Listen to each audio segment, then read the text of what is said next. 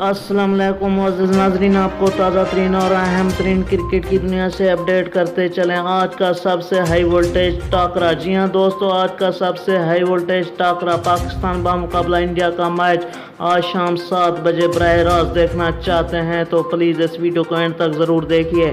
जी हाँ दोस्तों, उससे पहले अगर अभी तक मेरा चैनल सब्सक्राइब नहीं किया तो काइंडली मेरे चैनल को ज़रूर सब्सक्राइब करें और साथ ही दिए गए बेल के आइकन को ऑल के नोटिफिकेशन पर इनेबल करना मत भूलें ताकि तमाम तर वीडियोज़ आपको इस तरह की मिलती रहें।